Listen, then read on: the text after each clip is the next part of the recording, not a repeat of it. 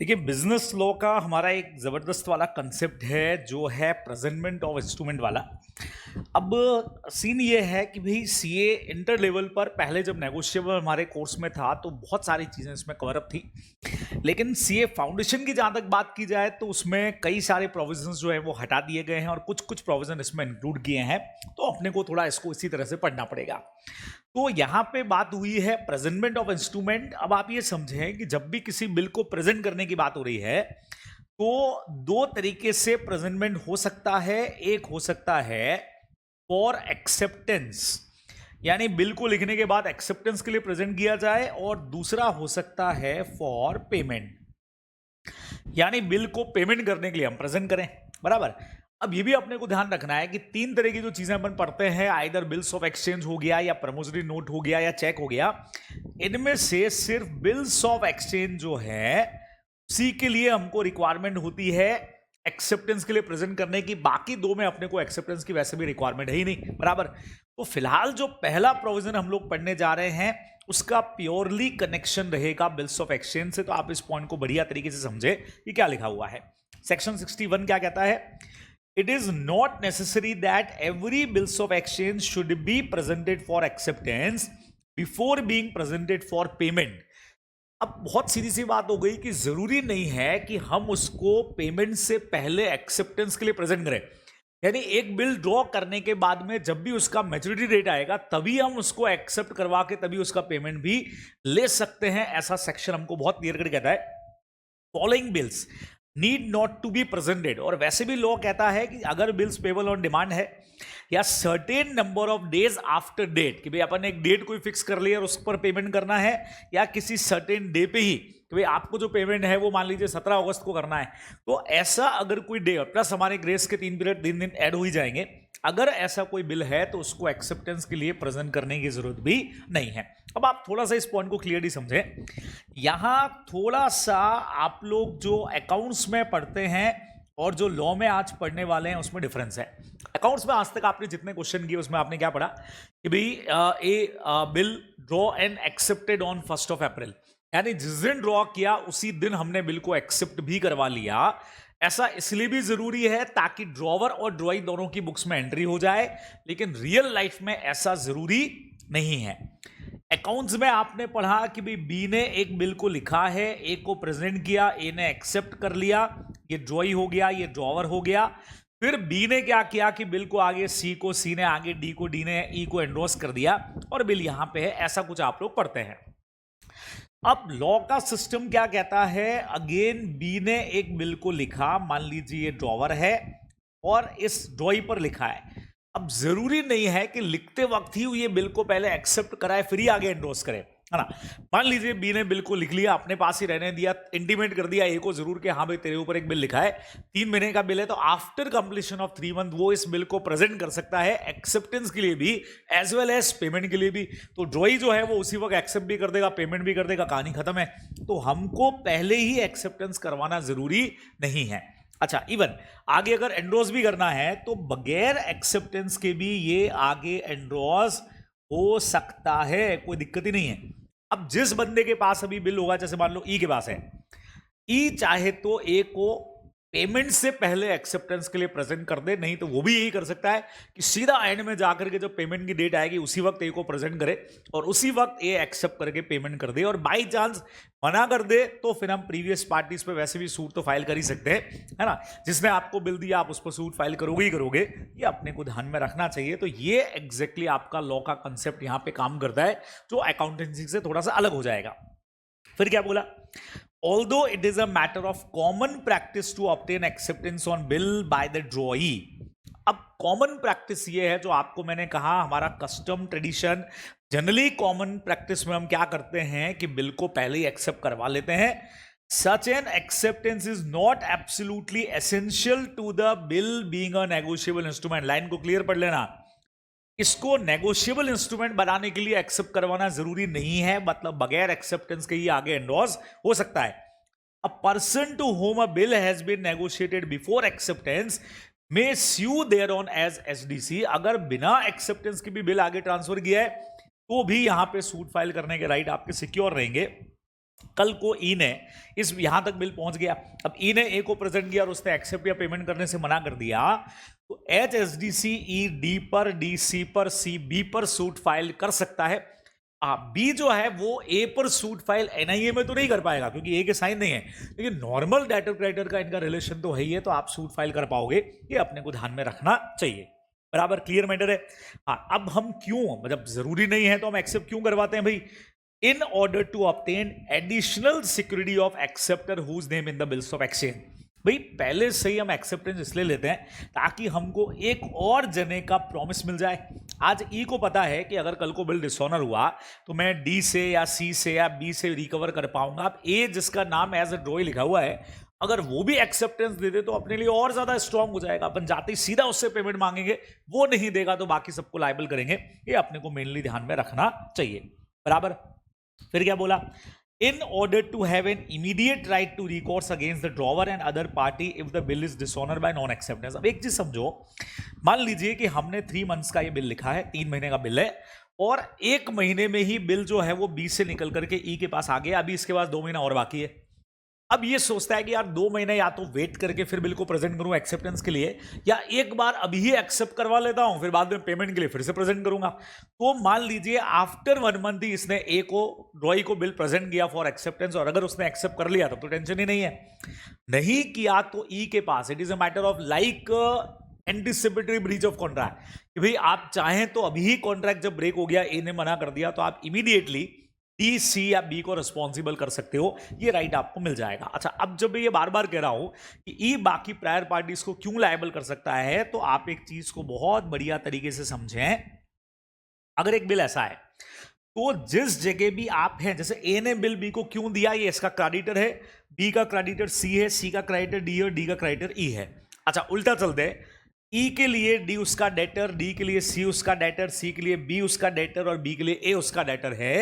यानी जिस जगह भी आप खड़े हैं, आपकी सब्सिक्वेंट पार्टीज आपकी लायबिलिटी है, आपका क्रेडिटर क्रेडिटर का क्रेडिटर, जबकि प्रायर पार्टीज आपकी एसेट है, आपका डेटर डेटर का भी डेटर। तो इट मींस जिस जगह भी आप हैं, सी की अगर बात करूं तो वो इस बिल में डी और ई को पेमेंट करने के लिए लायबल है, लेकिन अगर पेमेंट कर देता है तो बी और ए से वापस रिकवर भी कर सकता है। सेम अगर डी की बात करूं तो ई के लिए तो रेस्पॉन्सिबल है, लेकिन सी बी और ए से पैसा रिकवर कर सकता है। बराबर। अच्छा, बी की बात करूं तो वो सी डी और ई तीनों के लिए लायबल हो जाएगा, लेकिन वो वसूल भी कर सकता है ए से वापस। तो ऐसा सिस्टम हमारा एनआईए का चलता है, जो आपको ध्यान में रखना है। इसीलिए हम बिल को पहले ही प्रेजेंट कर रहे हैं ताकि जरूरत पड़ने पर हम प्रायर पार्टी पे सूट फाइल कर सकें। आगे क्या बोला? However following bill must be presented for acceptance. ये वाले बिल तो आपको एक्सेप्टेंस के लिए प्रेजेंट करने ही पड़ेंगे। अगर बिल है आफ्टर साइड, अब सर आफ्टर साइड क्या है? याद करिए, अकाउंट्स में भी आपने इस तरह के क्वेश्चंस किए हुए आफ्टर साइड वाले। अगर 1 अप्रैल को हमने एक बिल लिखा, आफ्टर साइट वाला बिल है, आफ्टर साइट का मतलब इसमें मैच्योरिटी डेट चालू होगी जब आप एक्सेप्टेंस करवाओगे उसके बाद से। This is called after site, दिखाना पड़ेगा। अब इस बिल को हमने 10 अप्रैल को प्रेजेंट किया फॉर एक्सेप्टेंस, तो मैच्योरिटी डेट 1 अप्रैल से चालू नहीं होगी। एट साइड होता तो 1 से हो जाती, आफ्टर साइड है तो 10 अप्रैल को जब आप बिल को शो करेंगे वहां से आपका 3 मंथ्स का पीरियड चालू होगा। This is called after side bill, इसीलिए इसको एक्सेप्टेंस के लिए प्रेजेंट करना पड़ेगा।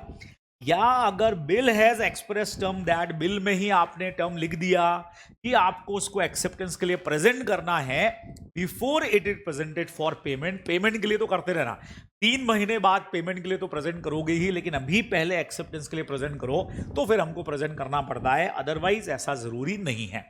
अच्छा, ये जितना हम पढ़ रहे हैं अभी वाला प्रोविजन, ये प्योरली लग रहा है बिल्स ऑफ एक्सचेंज पे, क्योंकि चेक और प्रमोशनरी नोट में प्रेजेंटमेंट की जरूरत ही नहीं होती है। ठीक है, बराबर। तो मेरे ख्याल से अब ये एकदम क्लियर हो जाना चाहिए आपको पॉइंट की क्या कहना चाह रहा है। नेक्स्ट पे आते हैं, presentment of promissory note for sight. Sir ये क्या सीन है? देखिए, अब promissory note payable at a certain period after sight. अगर प्रमोशनरी नोट में प्रोमिसर ने प्रोमिसी को प्रॉमिस तो करके दे दिया कि आई प्रॉमिस टू पे 10,000, ठीक है, after 3 months after site means, अच्छा 3 मंथ्स आफ्टर साइट मतलब जब आप बिल को मुझे ला करके दिखाओगे उसके बाद से मैं पेमेंट करूंगा, बराबर। तो इसमें मेकर को प्रेजेंट करना पड़ेगा फॉर साइट। ठीक है, आपको पहले बिल दिखाना पड़ेगा, उसके बाद पेमेंट की बात होगी। तो यहां हमने बिल के अंदर ही, अच्छा अब हम कहेंगे सर प्रमोजरी नोट में तो एक्सेप्टेंस की जरूरत ही नहीं होती है, तो हम एक्सेप्टेंस कहां मांग रहे हैं? I promise to pay 10,000 to you 3 months after sight. भाई मुझे ये बिल ला करके जो दिखाओगे उसके 3 महीने, 1 महीने, 15 दिन बाद में पेमेंट करूंगा, ऐसा है तो जब आप दिखाओ, तो जब दिखाओगे ही नहीं तब तक पेमेंट कैसे होगा? इसलिए इसको प्रेजेंट करना पड़ेगा। If he can after reasonable search to be found, अगर हम उस बंदे को, प्रॉमिसर को ढूंढ सके, by a person entitle to demand payment. अच्छा अब ये साइड प्रेजेंट कौन करेगा? जिसको पैसा चाहिए। तो जो प्रॉमिसी है वो प्रॉमिसर को प्रेजेंट करेगा within a reasonable time after it is made in a business hour on a business day. बहुत सिंपल सी बात हो गई। तो अगर हमने 1 अप्रैल को एक बिल इस तरह का लिख करके दे दिया है और आपको बोला कि भाई आफ्टर साइट मैं 2 महीने बाद आपको पेमेंट करूंगा, तो अब क्या करना चाहिए? जिस प्रॉमिस को हमने दिया वो 2, 3, 4, 5, 6, 7 तारीख को कभी भी इसको प्रेजेंट कर दे, ताकि वहां से हम 2 महीने का कैलकुलेशन कर सकें प्रॉपर तरीके से। अपने को ध्यान में रखना है बराबर से। अब ये कब करना चाहिए? बिजनेस आवर्स के अंदर, बिजनेस डे के ऊपर आप बिल को एक बार प्रेजेंट कर दीजिए, उसके बाद से पेमेंट होगा। ये सेक्शन 62 में लिखा है। अगर ऐसा प्रेजेंट करने में डिफॉल्ट किया, no party thereto is liable to the person making such default। तो ऐसे में फिर इस डिफॉल्ट के लिए प्रॉमिसी ही लायबल रहेगा, प्रॉमिसर रिस्पॉन्सिबल होने वाला नहीं है। पेमेंट ही कैसे करेंगे जब तक आपने साइट नहीं किया, बराबर। तो मान लेते हैं कि ए और बी के बीच में एक बिल है, ए प्रॉमिसर है और उसने प्रॉमिसी को एक बिल दिया है, ठीक है। बिल साइन करके हमने दे दिया और बिल में लिख दिया कि हम पेमेंट करेंगे 2 months आफ्टर साइट, और 1 अप्रैल को बिल दिया है। अब जब तक भी बिल को एक को दिखाएगा नहीं, वापस से प्रेजेंट नहीं करेगा, तब तक हमारा मैच्योरिटी डेट कैलकुलेशन चालू नहीं होगा और ए पेमेंट के लिए रिस्पॉन्सिबल भी नहीं होगा। अब मान लेते हैं ऐसा हुआ 15 अप्रैल को बिजनेस आवर्स के अंदर एक रीजनेबल टाइम में इसने बिल को प्रेजेंट कर दिया, तो उसके बाद हम पेमेंट कर देंगे। वहां से हमारा कैलकुलेशन हम कर लेंगे, जो भी 2 महीना, 1 महीना, 15 दिन, 20 दिन जो भी है, ये अपने को ध्यान में रखना है, बराबर। तो ये आपका सेक्शन नंबर 62 है, आप ध्यान रखेंगे। नेक्स्ट पे आते हैं। The holder must if so required by the drawee of bills of exchange। देखिए बिल्स ऑफ एक्सचेंज की बात ही हो रही है वापस से, purely presented to him for acceptance, allow the drawee 48 hours excluding public holiday to consider whether he will accept it। Drawer जब bill को ड्रॉई को प्रेजेंट करे, या होल्डर जब बिल ड्रॉवर या होल्डर ड्रॉई को जब प्रेजेंट करे एक्सेप्टेंस के लिए, तो उसको एक्सेप्ट करने के लिए 48 घंटे। सर 48 घंटे काहे को दे रहे हो? और लॉ दे रहा है भाई, हम थोड़ी दे रहे हैं, है ना। अच्छा 48 आवर्स इसलिए ताकि वो सोच ले, हाँ भाई 48 घंटे का टाइम है, मुझे एक्सेप्ट करना है, नहीं करना है, जो करना है, इतना हम टाइम उसको देने वाले हैं। तो सोचो, अपन 2 तरीके से इस एग्जाम्पल को करने हैं। बी ने एक बिल लिखा ए पर, 10,000 रुपए मांगता है, उसने बिल लिखा। अब ए को कितना टाइम देना है? तो हमने कहा भाई ए को सोचने के लिए 48 घंटे का टाइम दे दो। Either he want to accept or not, he wants to accept or not, उसको 48 घंटे का टाइम आपको देना चाहिए। उस टाइम में वो एक्सेप्ट करके दे देगा।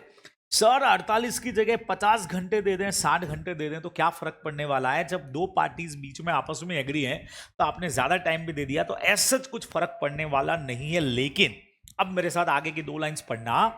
It may be noted that as per section 83, if the holder allows more time, मतलब क्या हुआ? अगर ज्यादा टाइम दे दिया गया, all the previous parties not consenting to allowance are discharged from liability to such holder। क्या मतलब हुआ? अगर ज्यादा टाइम दे दिया होल्डर ने, तो जो प्रीवियस पार्टीज होंगी जिन्होंने कंसेंट नहीं दिया है, वो होल्डर के लिए अपनी लाइबिलिटी से फ्री हो जाएंगी। अब ये पॉइंट आपको समझना चाहिए, जो मेरे पॉइंट को प्रूव करेगा। बिना एक्सेप्टेंस भी हम बिल को आगे एंडोर्स कर सकते हैं। सोचो, बी ड्रॉवर है और उसने ड्रॉई पर एक बिल को लिखा। अच्छा बिल पे नाम दोनों के लिखे हुए, लेकिन अभी एक्सेप्ट नहीं कराया, उसने सी को दे दिया। सी भी चाहे तो एक्सेप्टेंस करवा सकता है। मैं थोड़ा सा बड़ा एग्जांपल ले रहा हूं। तो बिल ई तक पहुंच गया है, ठीक है। अब होल्डर कौन है बच्चे लोगों? ई है। ई प्रेजेंट कर रहा है, ए को एक्सेप्ट करने के लिए टाइमिंग देना है 48 घंटे का, इससे ज्यादा नहीं। अगर आपको 48 घंटे से ज्यादा टाइम देना है, ई को क्या करना पड़ेगा? प्रीवियस पार्टीज डी, सी और बी से परमिशन लेनी पड़ेगी। उसका रीजन है, कल को 48 घंटे से ज्यादा टाइम दे दिया मान लो, फिर भी पेमेंट के टाइम पे ए ने पेमेंट नहीं किया, तो ई किससे पैसा मांगेगा? मैंने अभी भी आपको कहा था, डी से, सी से और बी से। तो इसीलिए इनकी कंसर्न लेनी जरूरी है कि आपने उसको 48 घंटे से ज्यादा टाइम दिया।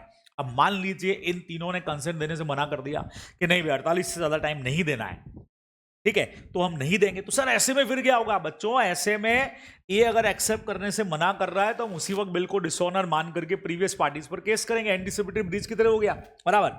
अब आपने इन तीनों से पूछ लिया, इन तीनों ने हाँ कर दिया, अब 48 से ज्यादा का टाइम दो तब भी कोई फर्क नहीं पड़ेगा।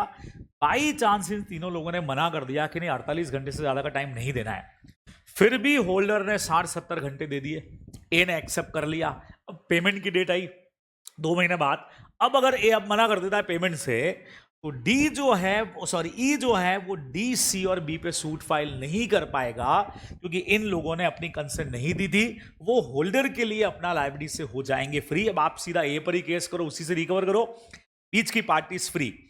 तो if the holder allow more time, all the previous parties जिन्होंने अपना कंसेंट नहीं दिया था, to such allowance are discharge from liability to holder.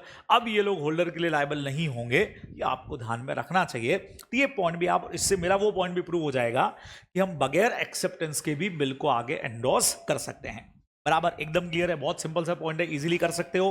Now presentment for payment, अब यहां पे आ गया, अब एक्सेप्टेंस का काम तो हो गया, अब हम बिल को प्रेजेंट करेंगे पेमेंट के लिए सीधा। प्रमोजरी नोट हो चाहे बिल्स ऑफ एक्सचेंज हो चाहे चेक हो, इसको हम पेमेंट के लिए प्रेजेंट करेंगे। अगर प्रमोजरी नोट है तो मेकर को दिखाएंगे, वही 2 महीना बाद ग्रेस पीरियड जोड़ने के बाद। अगर सीधा सा बिल्स ऑफ एक्सचेंज है तो एक्सेप्टर को, और अगर चेक है तो ड्रॉई को हम प्रेजेंट करेंगे on behalf of the holder. ये प्रेजेंट हो सकता है कि भैया लाइए पेमेंट लाइए, यहां इसको प्रेजेंट करना है। अगर ऐसा प्रेजेंटमेंट में डिफॉल्ट किया, other party are not liable therein to such holder. अगर आप ये टाइमली प्रेजेंटमेंट नहीं करते हैं पेमेंट के लिए, तो पार्टीज अपनी लाइबिलिटी से फ्री हो जाएंगे। Where authorized by the agreement or uses presentment through post office by means of registered letter is sufficient। अब जैसे पार्टीज अलग अलग जगह रह रही है, मैं जोधपुर रह रहा हूं, वो पार्टी कोलकाता में है, तो पोस्ट ऑफिस के थ्रू भी वो प्रेजेंट कर सकती है, अपने को ध्यान में रखना है। एक्सेप्शन क्या है? Where a promissory note is payable on demand। बच्चों डिमांड का मतलब क्या होता है? सामने वाला जो डिमांड करेगा तो पेमेंट करना है, ठीक है। And it is not payable at a specified, कोई प्लेस भी डिसाइडेड नहीं है। No presentment is necessary in order to charge the maker thereof. भाई पैसा डिमांड पे करना है, जब मांगे तो पैसा देना है, और कोई प्लेस भी स्पेसिफाई नहीं किया हुआ है कि कहां पे पेबल होगा, तो ऐसे में फिर अपने को प्रेजेंटमेंट फॉर पेमेंट करने की जरूरत नहीं है, अपन सीधा पेमेंट डिमांड कर सकते हैं, सीधा पेमेंट होगा। ये आपको ध्यान में रखना है, अपन सीधा मेकर को रेस्पॉन्सिबल करेंगे। ये सिर्फ पॉइंट मिल रहा है अपने को प्रमोजरी नोट के केस में ही, ध्यान रखिएगा, बाकी केसेस में नहीं है, ये आपको ध्यान में रखना है, ठीक है। अच्छा, अब प्रेजेंटमेंट का टाइमिंग क्या होगा? तो ये तो 2 तरह के प्रेजेंटमेंट आप समझ गए, एक एक्सेप्टेंस वाला, एक पेमेंट वाला। टाइम क्या होगा? प्रेजेंटमेंट अपने को यूजुअल आवर्स के अंदर करना चाहिए, बराबर, और बैंक है तो बैंकिंग आवर्स के अंदर करना चाहिए। चेक के केस में बैंक होगी तो बैंकिंग आवर्स के अंदर ही चेक प्रेजेंट करोगे ना, बाकी अपने को यूजुअल बिजनेस आवर्स में करना चाहिए। अच्छा, प्रेजेंटेड एट मैच्योरिटी, प्रमोजरी नोट और बिल्स ऑफ एक्सचेंज। अब आप जानते हो चेक में मैच्योरिटी डेट नहीं होती है, तो सिर्फ प्रमोजरी नोट और बिल्स ऑफ एक्सचेंज के लिए पॉइंट है, at a specified period after date और साइड अगर है, must be presented for payment at maturity. वही हो गया, 1 अप्रैल का बिल है, 3 महीने का बिल है, तो अप्रैल में जून की लास्ट डेट, 3 दिन ग्रेस पीरियड जोड़ दो, देन अपने को प्रेजेंट कर देना है। मैच्योरिटी से पहले प्रेजेंट करोगे तो वैलिड होने वाला नहीं है। और चेक का क्या रूल है? चेक देने के बाद में रीजनेबल टाइम में, यानी मैक्सिमम टाइम 3 महीना होता है, उससे पहले प्रेजेंट करना होता है। अच्छा, पेमेंट बाय इंस्टॉलमेंट बहुत सिंपल है। 10,000 का पेमेंट है, 4 इंस्टॉलमेंट में होना है, 2,000 2,500 की 4 इंस्टॉलमेंट है, तो हर इंस्टॉलमेंट के बाद ग्रेस पीरियड आपको मिल जाएगा। Promissory note payable by instalment must be presented for payment on the 3rd day after the date fix for payment of each instalment. वही 3 दिन का ग्रेस पीरियड सबके साथ मिलेगा। Every instalment is entitled to 3 days of grace. Transaction एक ही है, लेकिन हर इंस्टॉलमेंट पे आपको 3 दिन मिलेंगे, और अगर किसी भी एक इंस्टॉलमेंट का पेमेंट नहीं हुआ, non payment of single instalment has the same effect. जैसे आपने मैच्योरिटी पे पेमेंट नहीं किया, हम बिल को डिसऑनर मान लेंगे, ध्यान में रखना है। If a single instalment is not paid, the whole note can be treated as dishonour by non payment मान लेंगे, और जो भी अपने को प्रोसीडिंग चालू करनी है वो अपन कर सकते हैं, ये अपने को ध्यान में रखना है, ठीक है। ये तो इजी पॉइंट है सारे के सारे। Presentment for payment of instrument payable at a specified place. अगर हमने प्लेस डिसाइड कर लिया है, ठीक है, कि भाई यहां जोधपुर में आप इस जगह पे मुझे मेरे ऑफिस में बिल को प्रेजेंट करोगे, तो फिर वहीं पे करना है ना। अब प्रमोजरी नोट, बिल्स ऑफ एक्सचेंज और चेक मेड ड्रॉन और accepted payable at a specified place and not elsewhere, अगर डिसाइडेड तो वहीं करोगे। अगर यहां पे acceptor will also be discharge, अगर आपने इंस्ट्रूमेंट को उस स्पेसिफाइड जगह में, मैंने आपको ऑफिस बोला था, आप मेरे घर आ गए और कहीं चले गए, तो ये वैलिड प्रेजेंटमेंट नहीं होगा और एक्सेप्टर डिस्चार्ज हो जाएगा। लेकिन स्पेसिफाइड प्लेस का मतलब पूरा एड्रेस देना पड़ेगा, प्रिसाइज एड्रेस। अब मैंने आपको कहता जोधपुर में प्रेजेंट करना, अरे भाई जोधपुर में कहां प्रेजेंट करना, ये तो आपने बोला ही नहीं। तो बिग सिटी अगर है तो ये सफिशिएंट नहीं है कि आपने सिर्फ शहर का नाम दे दिया। ये रूल फॉलो करना है प्रेजेंटमेंट का, तो फिर आपको कोई जगह बतानी पड़ेगी। आपने सिर्फ जोधपुर बोल दिया तो वो जोधपुर में फिर कहीं पर भी प्रेजेंट कर रहा है वो वैलिड माना जाएगा। ये अपने को ध्यान में रखना है। तो स्पेसिफाइड प्लेस बोला है तो वहीं पे प्रेजेंट किया जाएगा। ठीक है, नेक्स्ट देखिए। अच्छा, वैसे ही पॉइंट आ गया, instrument payable at specified place समझना, प्रेजेंटमेंट ऑफ बिल और note made payable at a specified place in order to charge the drawer और द मेकर। समझना, in order to charge the drawer और मेकर।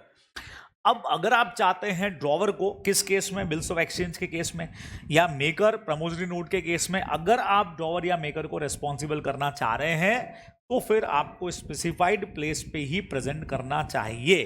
बराबर, बात समझ में आई? देखो अपन ने लिखा भी था यहां पे, हमने कहा स्पेसिफाइड प्लेस पे करोगे और कहीं नहीं करोगे। और अगर उसी का कंटिन्यू पॉइंट है, अगर आपने और किसी प्लेस पे कर दिया तो फिर ड्रॉवर और मेकर लाइबल नहीं होंगे। तो इनको अगर लाइबल करना है, आपको इनसे पैसा लेना है, नहीं दे तो सूट फाइल करना है, तो फिर स्पेसिफाइड प्लेस पे ही करोगे। ये सेक्शन 7 में पढ़ने का है। चलिए 70 पे आते हैं बच्चे लोगों। Presentment where no exclusive place. अब कोई प्लेस ही डिसाइड नहीं किया एक्सक्लूसिव वाला, तो फिर कहां प्रेजेंट करें? लॉ कहता है no place is specify the note or bill must be presented for payment at the place of business. अगर कोई प्लेस नहीं है तो सामने वाले का बिजनेस प्लेस, अगर बंदे का बिजनेस नहीं है तो ऐसे में फिर आपको उसके रेजिडेंस पर प्रेजेंट करना चाहिए, मेकर, ड्रॉई और एक्सेप्टर, जैसा भी हमारा केस हो। अब ये पॉइंट जो है वो आप सब जानते हो, मेनली बिल्स ऑफ एक्सचेंज और प्रमोजरी नोट का, क्योंकि चेक की तो प्रेजेंट करने की जगह एक ही है, बैंक में करोगे और किधर करोगे, बराबर। तो ये अपने को ध्यान में रखना है। तो बाकी चीजों में आइदर प्रमोजरी नोट, देखो लिखा भी है यहाँ पे, अपने 2 पॉइंट लिखे हैं, आइदर नोट है या बिल है। चेक में तो बैंक के अलावा कहीं होना ही नहीं है। तो आज अगर मैंने किसी पर बिल लिखा है तो या तो स्पेसिफाइड प्लेस नहीं है, तो या तो मेरे ऑफिस पे प्रेजेंट करे बिल को कि भैया सर पेमेंट करो, या फिर मेरे घर पे करे, बराबर से।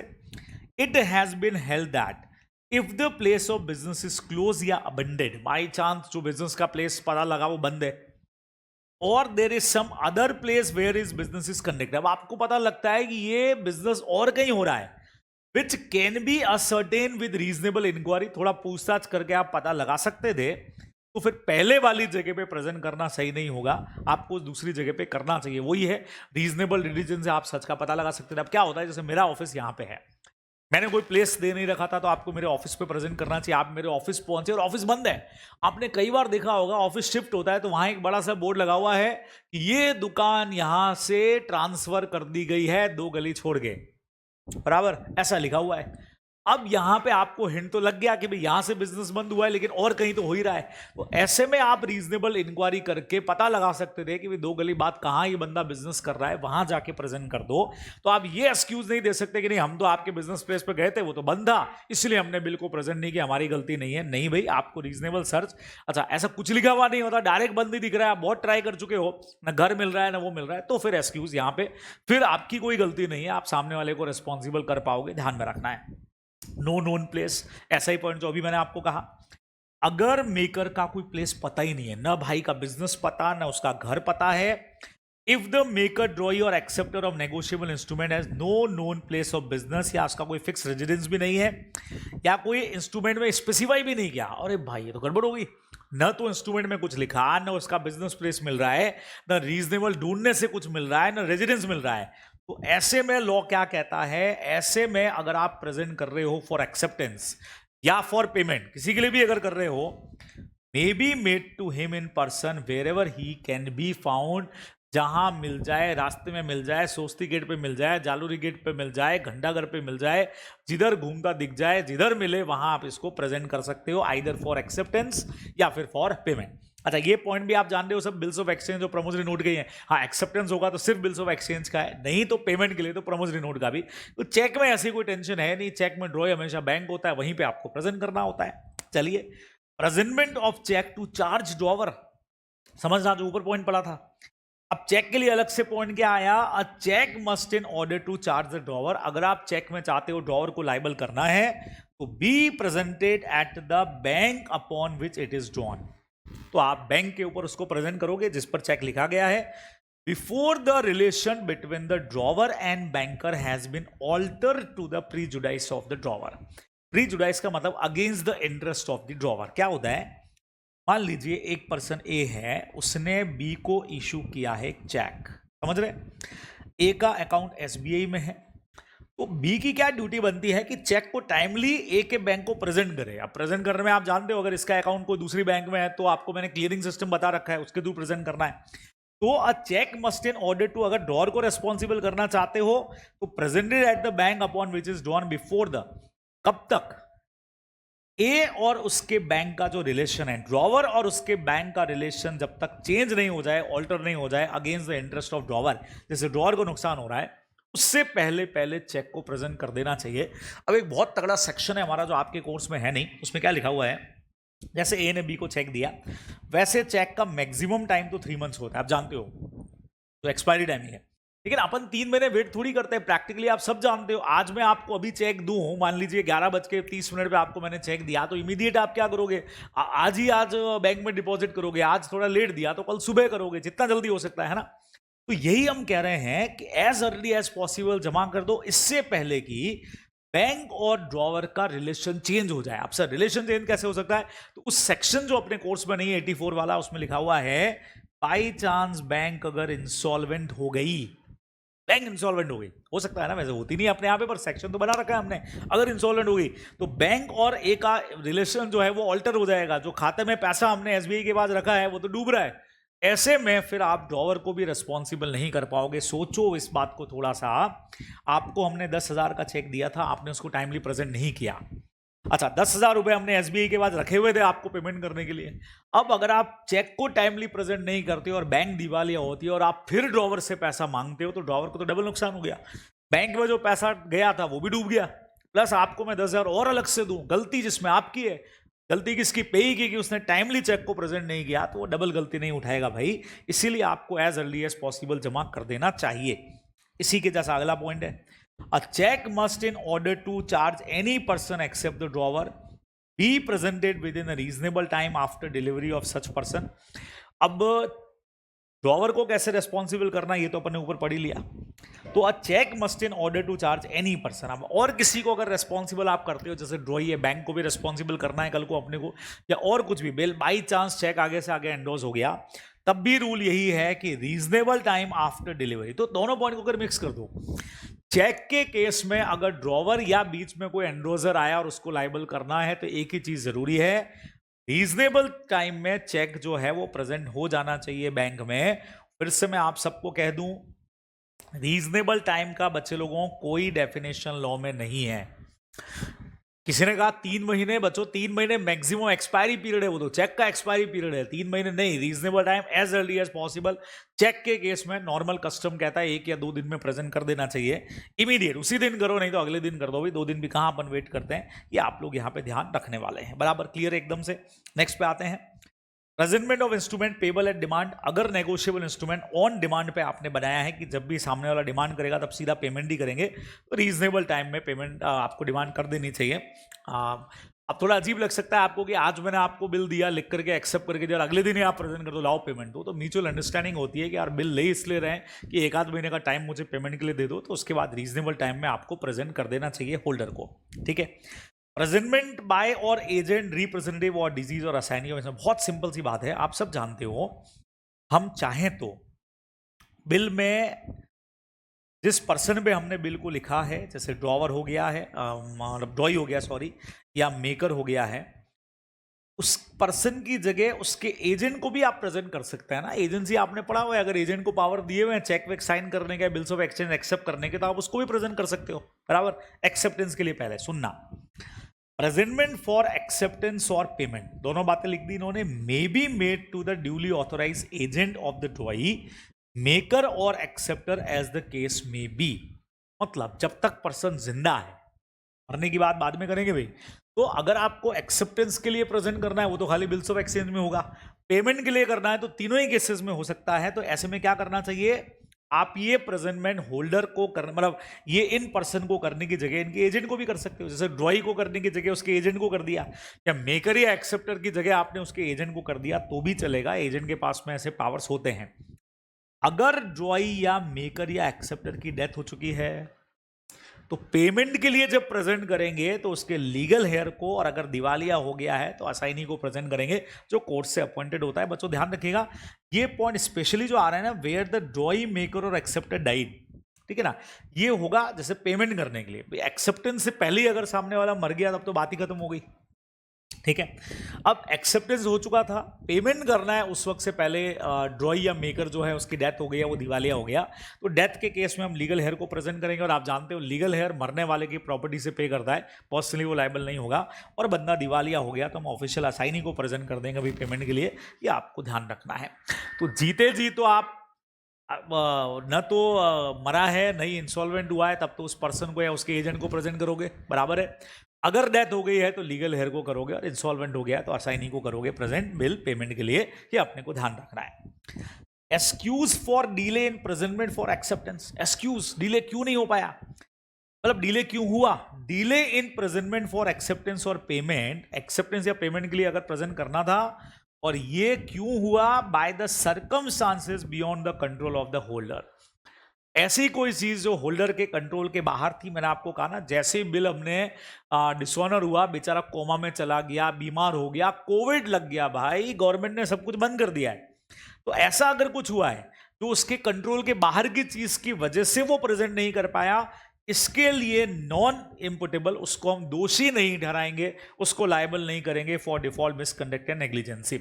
तो ऐसी कोई रीजन की वजह से जो उसके कंट्रोल के बाहर की चीज थी, भाई कि मेरे भी कंट्रोल में नहीं है, बीमार हो गया मैं, गवर्नमेंट ने कोविड की वजह से कुछ बैन कर रखा है चीजें कुछ टाइम पीरियड के लिए, तो उसके लिए अब उसकी गलती नहीं है। ऐसे में होगा क्या, when the cause of delay ceases, जैसे ही वो आपका कॉज ठीक हो जाए डिले वाला, उस वक्त में आप क्या कर सकते हो, प्रेजेंट कर सकते हो रीजनेबल टाइम के अंदर। तो बीमारी से आप ठीक हो गए मान लो, देन आप कर सकते। सर कोई कोमा में ही चला जाए तो उसमें तो फिर मामला ही बिल्कुल अलग हो जाएगा अपना, ठीक है। उसमें तो फिर उसका जो एजेंट है या जो ऑथोराइज पर्सन है उसके बिहाफ पे, ऐसे में कई बार बिना डेथ के भी लीगल हेयर कई बार बीच में आ जाते हैं कोमा वोमा के केस के अंदर। तो अदरवाइज जैसे ही वो डिले का रीजन कोविड का जैसे टाइम पीरियड खत्म होता है, उसके बाद रीजनेबल टाइम में आपको प्रेजेंट कर देना चाहिए। व्हेन प्रेजेंटमेंट अननेसेसरी, मतलब क्या हुआ, पेमेंट करते वक्त में पेमेंट के लिए प्रेजेंट, देखो एक्सेप्टेंस के लिए प्रेजेंट नहीं करना है वो तो अपने पढ़ लिया, जरूरी भी नहीं है, पेमेंट के लिए तो प्रेजेंट करना पड़ेगा ना। आज से 1 अप्रैल को बिल लिखा था तो 3 महीने 3 दिन के ग्रेस पीरियड के बाद प्रेजेंट तो करना पड़ेगा। मैंने आपको कहा अभी भी पढ़ाया, नहीं टाइमली प्रेजेंट किया तो पार्टीज लाइब्रेरी से फ्री हो जाएंगी। लेकिन इन केसेस के अंदर प्रेजेंट नहीं भी करोगे तो भी आपका पेमेंट तो होगा, पेमेंट होगा, कोई प्रॉब्लम नहीं है। इसका मतलब क्या है, नॉट नेसेसरी, जरूरत नहीं है, उसके बाद भी आपका पेमेंट सिक्योर है। अगर मेकर, ड्रॉई या एक्सेप्टर इंटेंशनली प्रिवेंट करता है प्रेजेंटमेंट को, जैसे अपन इंडियन कॉन्ट्रैक्ट में भी पढ़ा, जानबूझ के आपको परफॉर्मेंस से रोकता है तो आप तो फ्री हो गए, सामने वाले पे केस करो। तो मेकर, ड्रॉई या एक्सेप्टर जानबूझ के आपको ना तो प्लेस बता रहा है, ना कहीं पे मिल रहा है, ना कहीं पे छुप गया है, कुछ भी ऐसा हो रहा है, तो फिर तो ठीक है, आप सीधा केस ठोको, प्रेजेंट करने की जरूरत ही नहीं है। If the instrument being payable at its place of business, लेकिन बिजनेस का प्लेस क्लोज था, ठीक है, on a business day during the usual business hour. अब इसके साथ वो ऊपर वाला पॉइंट कनेक्ट करना, बिजनेस प्लेस बंद था, पेबल बिजनेस प्लेस पे था बंदा, अगर आप ऑर्डिनरी प्रूडेंस से पता लगा सकते थे कि ये बंद है तो और कहीं बिजनेस चल रहा होगा, तो आपने नहीं पता लगाया तो फिर आप केस नहीं कर पाओगे। नहीं तो ये भी बंद है वो भी बंद है, तो उस केस में आप सीधा सीधा सा सूट फाइल कर सकते हो, क्योंकि पेबल बिजनेस प्लेस पे था। ऐसे में घर पे जाने की जरूरत नहीं है, बिजनेस प्लेस या ऊपर जैसा अपन ने पढ़ा दूसरा कोई बिजनेस प्लेस हो जो ऑर्डिनरी अपन पता लगा सकते तो लगाओ, नहीं तो खत्म। If the instrument being payable on some other specified place, कोई और था बिजनेस प्लेस के अलावा, नीदर ही और nor any person authorise to pay. अब उसने बोला प्लेस एक काम करना कि यहाँ नेहरू पार्क में आ जाना, वहाँ हम पेमेंट कर देंगे।